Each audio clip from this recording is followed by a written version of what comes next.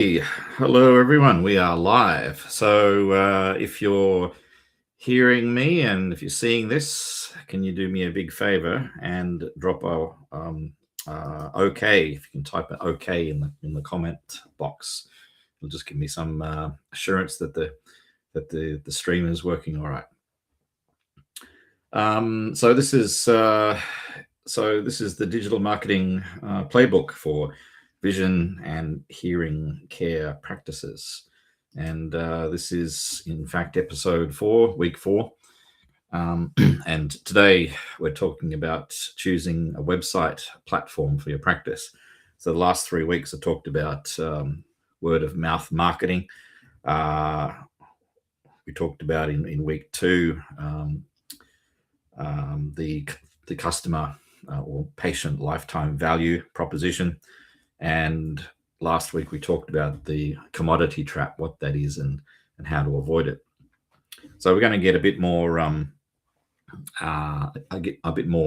practical, I guess, today, talking about choosing a website platform.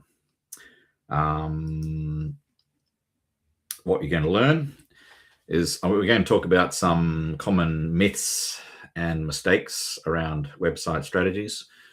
We'll talk about the difference between open source and closed source and why that matters. And we'll talk about, I'll give you some advice about the platforms that I generally recommend for independent healthcare practitioners and why. So let's start again with some bold assumptions here. So I'm assuming that you're here watching this because you are the owner or manager or planning to become the owner or manager of an optometry practice, an audiology practice, or an ophthalmology practice, and that you are here because you are interested in actually growing such a practice, whether that be actual or hypothetical.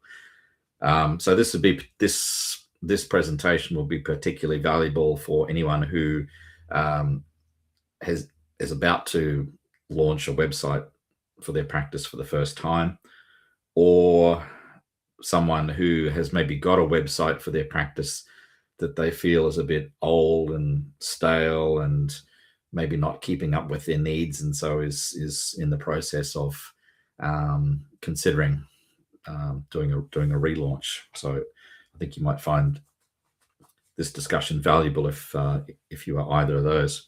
And also, just to give you a heads up, so if any of the things that I talk about today resonate with you or spark your curiosity, then feel free to book a one-on-one Zoom call with me through my agency's website at opticsdigital.net. So that's a no obligation free chat that you can book with me.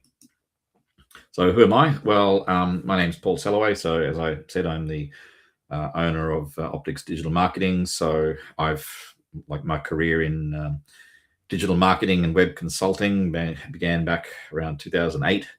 I started this agency in December 2022. I've had some articles published through My Vision magazine, iSmart magazine. Helped more than 20 independent practices in Australia to grow their business.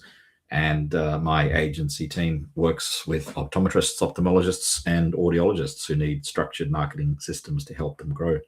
So if you want to look at some of the work that we've done, see some of the testimonials from our clients, I suggest go back and look at episode 1 in this series where I shared some of that stuff. All right, so let's talk about some myths around websites in 2026. So one that I sometimes hear and see is that we need a fancy website with bells and whistles. Okay, so yes, your website and your online presence do need to meet certain professional standards, and because people are going to judge you based on the standard of how you present. I mean, it's the old saying, people do judge a book by the cover. So if you've got a website that looks old and tired and the stuff that's broken on there and it looks like it's stuck in 2013, then that's not going to be a good first impression that you're giving potential patients. However, I do think that it doesn't make much sense to introduce things which break usability conventions. I mean, we're all used to using the internet when we have a certain sense of how pages work, like how websites work. We're used to seeing websites with a logo, the top left corner, navigation menu across the top, and then page of stuff, and then a footer menu down the bottom with maybe some other contact details. There's kind of like a general format that we're used to seeing. But when you start playing around with that and doing some odd things, then you're asking people to relearn how they interact with websites. So I have seen some pages, for example, where when you move your mouse, instead of scrolling vertically, the pages are scrolling horizontal on the screen. So it's very disconcerting the first time you see it. So what I'm saying, I guess, is that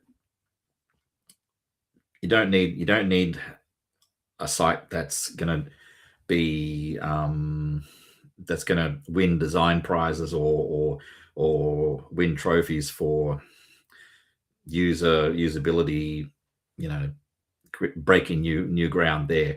It just needs to look professional.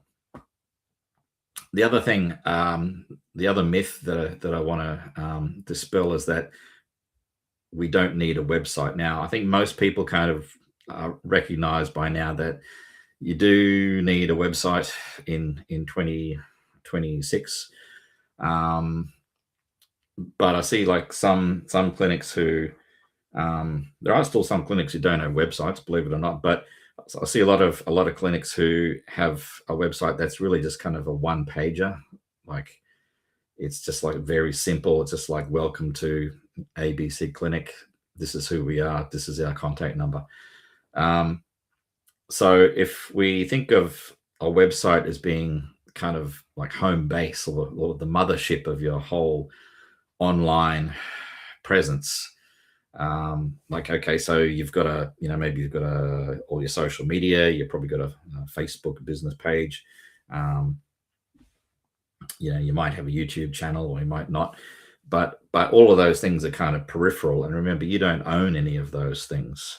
Facebook could shut down your business page tomorrow.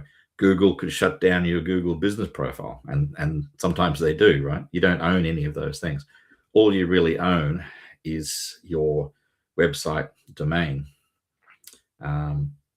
So that's something that I think that you need to protect and something that you need to build up for the long term.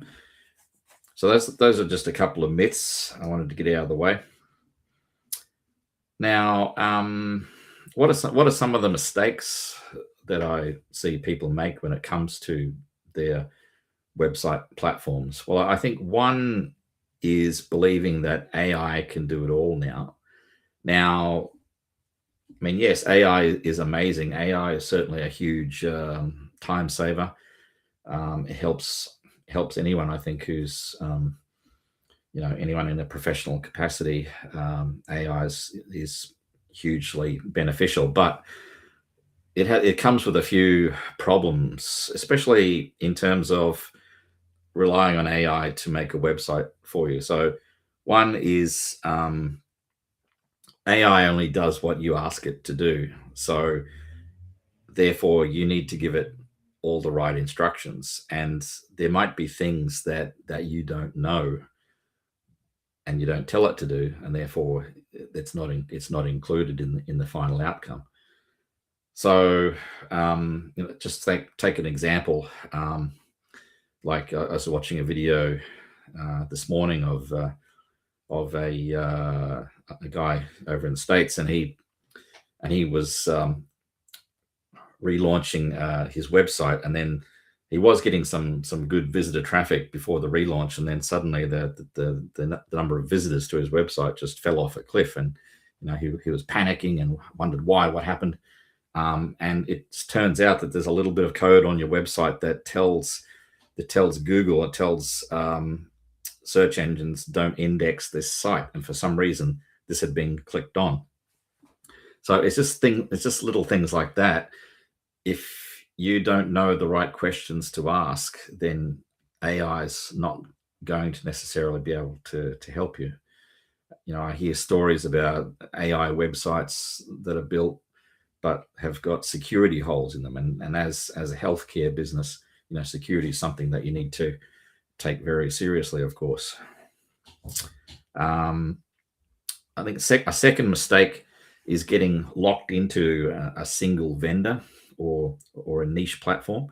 So, like back in the early days of the internet, I think a lot of people were like just asking their best friends, high school son or daughter to put up a website for them, and they would just use basic HTML skills to create something.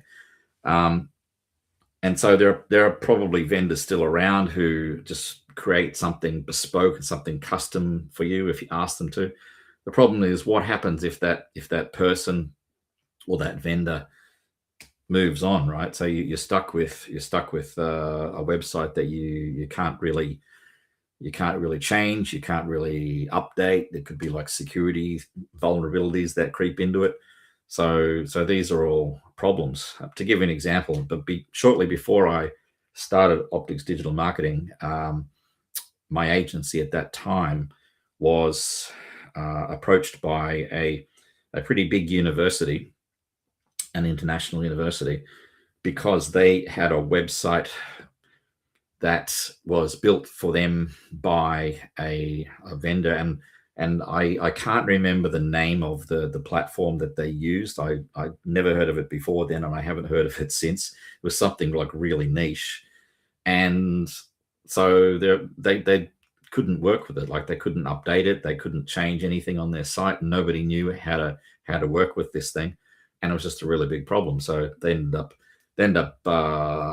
hiring me and my team, and it was like, I think it was like a $25,000 project or something. It was pretty big, but they had to do that because they really wanted something that was going to be more future proof for them, something that they could easily update, and something that they could that I could pass along to another vendor, and they could easily pick up the baton and run with it.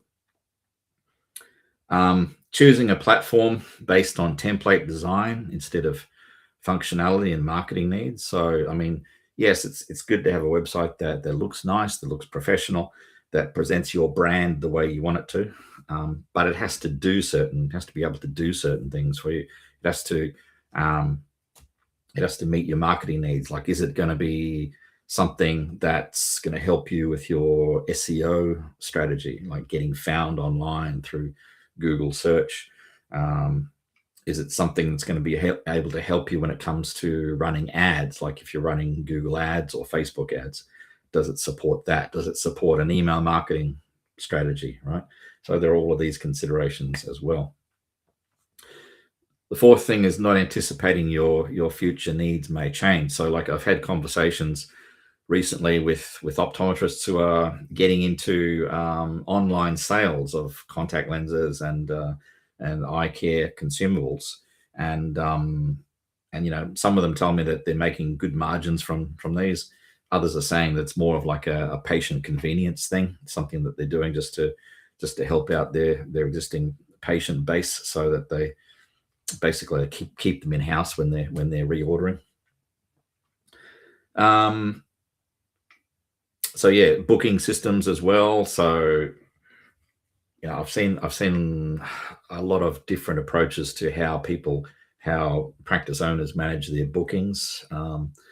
So using a third-party system like My Health or Hot Docs or what is that, Health Engine.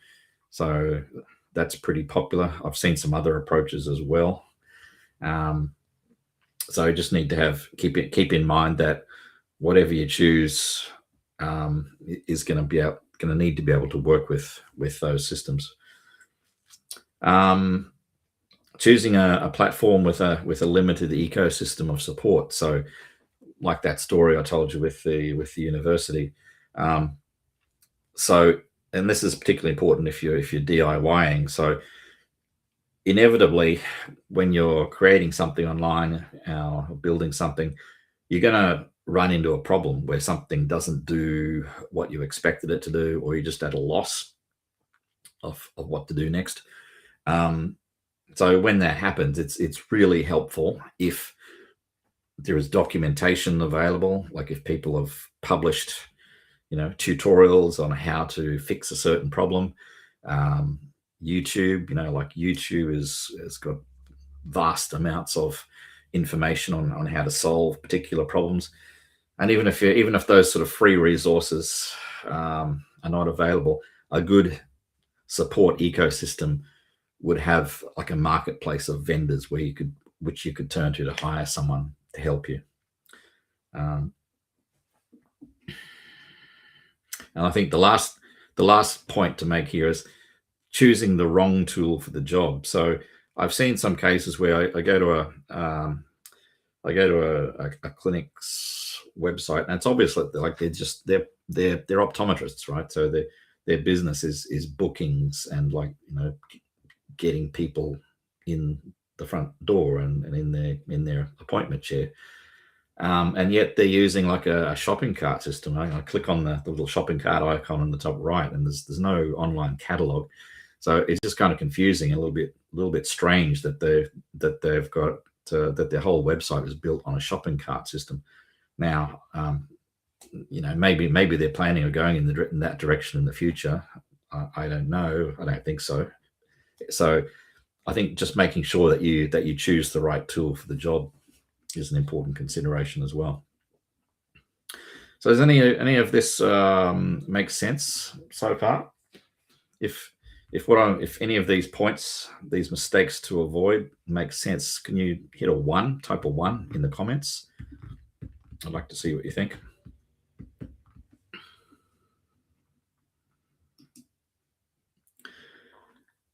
So open source versus closed source, what does it mean? Well, open source means essentially that you can look under the hood and tinker with the code, right? So if you're a DIY person, somebody who's not a coder, this doesn't really make a big deal to you.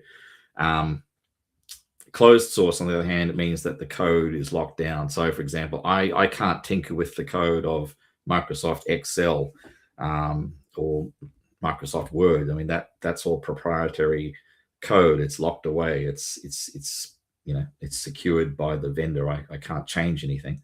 It is what it is. So open source systems, they are often they attract vendors who build extensions and like plugins and modules and a lot of extra stuff built on the system, because they can actually go in and see how it's all configured and sort of leverage that. So some popular open source platforms out there, there's WordPress, Joomla and Drupal were also two other popular ones back in the day. For a while, there was a real sort of race between those three as to which one was going to be, the popular content management system website platform for small business. WordPress won in the end. I think one of the reasons being is they paid a lot of attention to backwards compatibility. So like anytime a new release happened, and with this type of software, you've got to host it yourself with a hosting provider. We use SiteGround. It's a very popular hosting company. There are others like I think Bluehost. There are plenty of them if you just Google hosting providers. But with all of these open source platforms, you basically download the software and then install it on your hosting platform.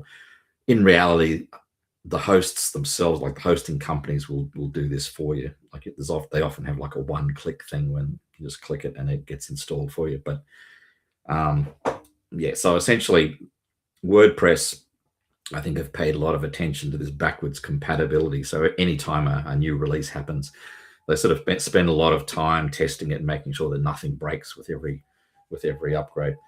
Um, so Drupal, that was actually my first websites that I built were on Drupal, and they kind of went in a different direction. They didn't pay so much attention to backwards compatibility. So every time there was a major upgrade, it was kind of like a near-death experience. There's a lot of work that had to go into it.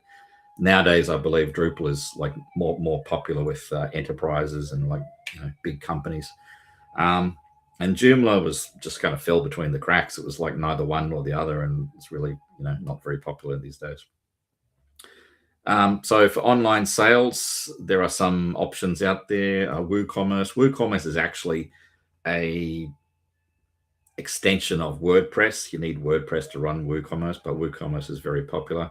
PrestaShop, which I've used, I like. OpenCart, I've never used. Magento, used it once, never again. So there are some options there, even for online sales, in terms of open source systems.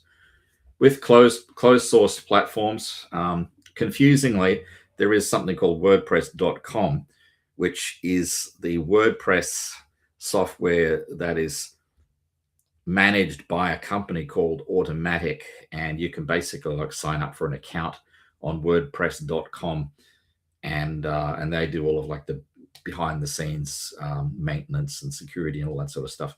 So it's a little bit of a hybrid, I guess. But Wix and Squarespace are two very popular closed platforms. You've probably seen their ads. You might have had some experience with them. I think Wix is a lot more flexible. I think they have a lot more extensions. They have a lot more like modules that you can plug in just to make it do additional things. Squarespace, maybe not so much, but I think that the quality of their design templates, from what I've seen at least, tend to be a little bit better. Webflow is a fairly new sort of platform that a lot of marketing professionals seem to like. I think it's got a pretty big learning curve on it, though. I'm not sure if it's something that DIY website builders would enjoy. GoDaddy site builder, so very basic, very simple. I've heard a lot of mixed reports about that as well. These are some options in the closed source universe. And for online sales, you've got things like Shopify, right? So Shopify, I think, is kind of the big dog of the online shopping world. It's very popular. I'm going to say I think it's something like 25 to 30% of all online stores now are running with Shopify. There are some other options as well. Ecwid, I think that's how you pronounce it. That's an interesting one. That's kind of a third-party shopping platform that you can plug into another website and just run it as a like a shopping catalog on your website. So I haven't had much to do with it, but I think it's an interesting one. And then Wix and Squarespace themselves have e-commerce extensions. So if online sales is your thing and something you think you want to get into, then so there are options in both open source and closed source varieties. So what are the pros and cons then? Open source versus closed source. Well, I think with closed source systems like your Wix, like your Squarespace, like Shopify, by nature they tend to be more secure because of the fact that their code is locked down.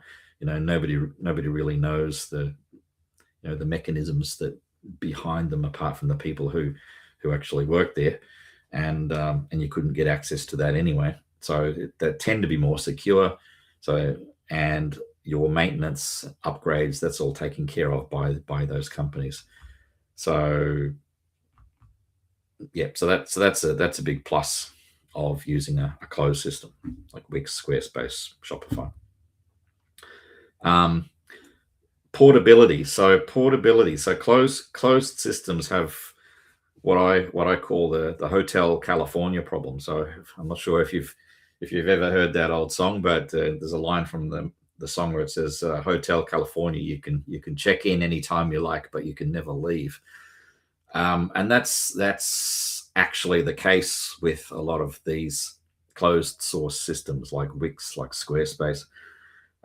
You can sign up for an account and use them as long as you like, but if, let's say, for example, they jack up the costs, or they make some other sort of policy change that you don't like, you're kind of stuck, right? You can't. It's not an easy thing to just pick up your website and go somewhere else. With an open source website like WordPress, you don't have that problem at all. In fact, we've seen this with one of our clients who, when was it, last year? I think it was early last year. They had issues with one of their hosting companies. I forget the name of it. Anyway, they had an issue with one of their hosting companies. It was in the news at the time, and they said, "Look, we want to move away from that." And we said, "Yeah, no problem." And we helped them migrate to SiteGround, and the whole thing was solved in a half a day. Another client we had over in Western Australia, if you look on our website, you can actually see a testimonial from him, Damon. So he had a lot of problems with his website and the hosting. Like he'd wake up in the morning and the site would be offline, and patients couldn't book in with him, and it was causing a lot of grief. So we migrated from there across to the hosting that we use, and he's never looked back, never had a problem since. So portability is an advantage of going with an open source system like WordPress. So costs. So open source systems may have higher upfront costs, in the sense that you might have to pay for a designer or a developer to build what you want. And then ongoing costs may vary. I mean, depending on what kind of plugins and modules were used in that project. Mostly the costs are pretty reasonable though. And then you've got like your ongoing maintenance, ongoing hosting costs. So hosting costs generally, I don't know, like $30 a month, or $30 to $50 a month, say, for a good hosting system, for a good hosting account. So the ongoing costs are not that dramatic.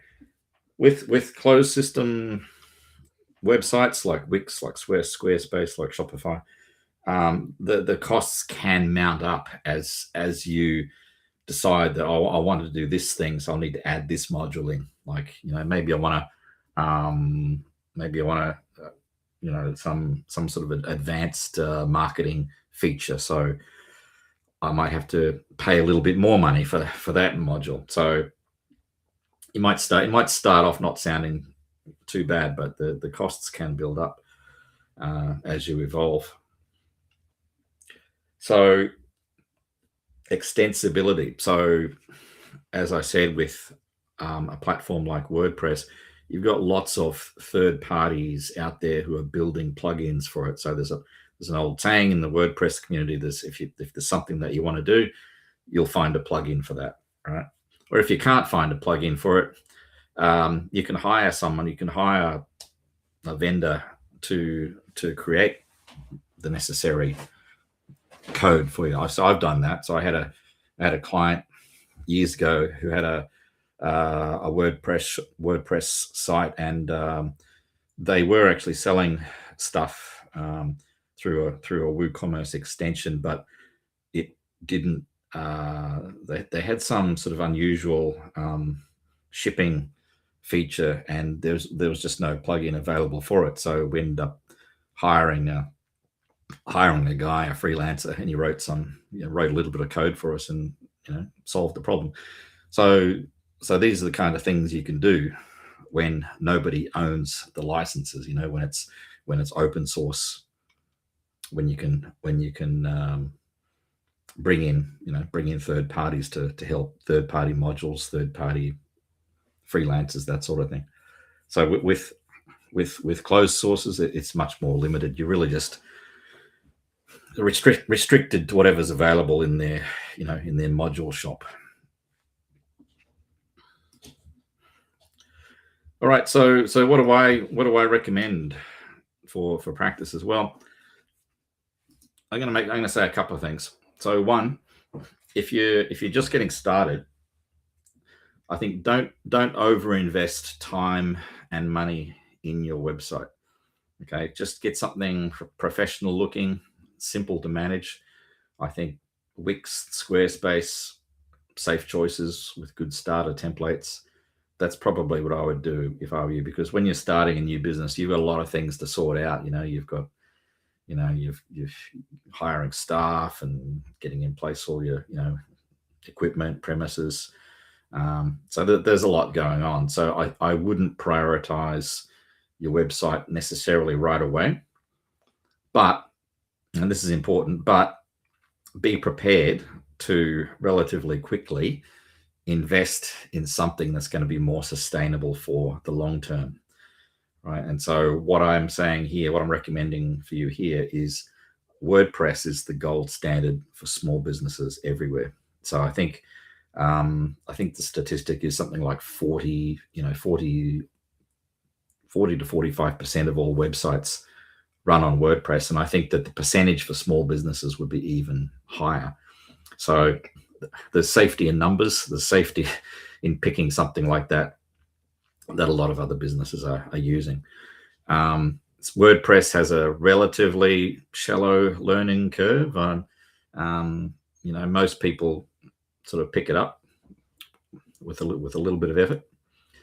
It's portable, like I said. So if you're with one hosting provider and and you don't want to work with them anymore for whatever reason, you can easily pick up your website and move to another one without any problem. It's extensible. I've talked about this repository of plugins, mostly free. Some of the more advanced ones, the premium ones, you might have to pay a little bit of money, maybe like $50 a year for a license, something of that nature. So it shouldn't break the bank. There's a massive ecosystem out there around WordPress, so you can find documentation on pretty much anything that's any problem you face. There's heaps of tutorials on YouTube. There's even forums and Facebook groups. Lots of people out there, lots of friendly people who can help you out and give you advice. There's plenty of freelancers, plenty of WordPress freelancers who could lend a hand as well if you need them, and marketing agencies. So when you want to scale up a little bit and get some support for a proper marketing strategy for your business, then most marketing agencies that you work with are going to want to use WordPress. I mean, maybe there are some out there who are happy to try and work with your GoDaddy site builder, but I'm not sure if many would want to.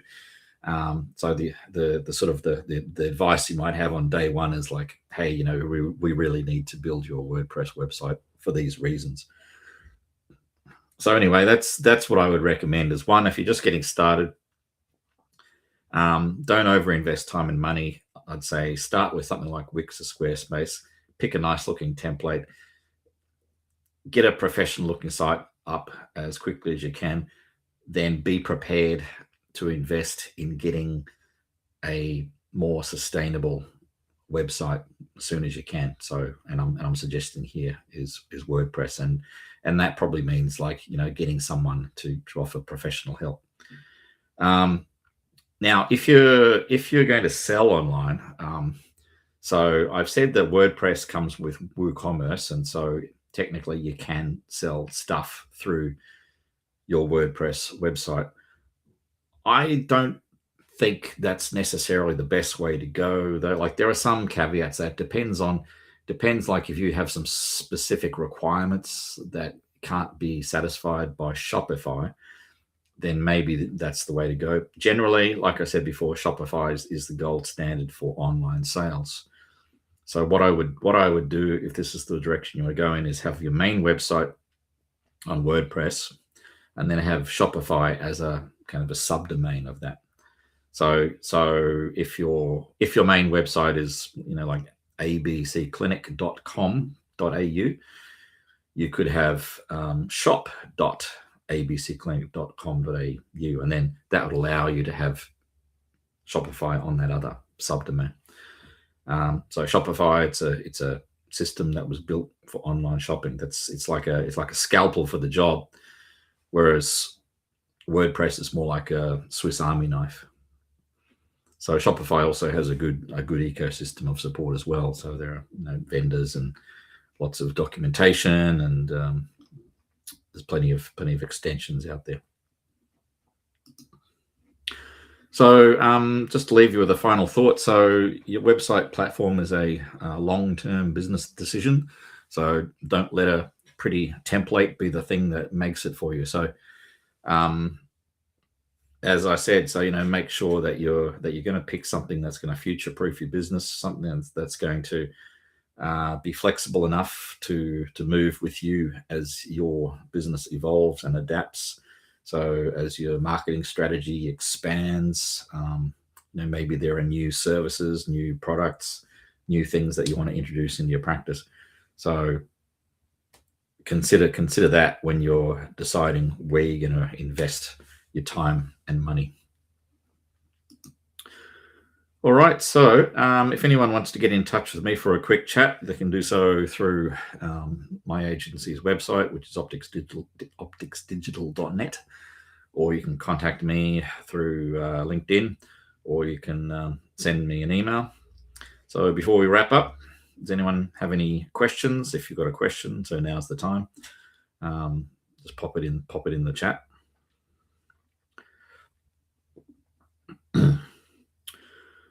All right, so looks like no questions, so we'll wrap up there. So thanks very much for watching, if you've got value out of this, and see you again next week. So bye for now.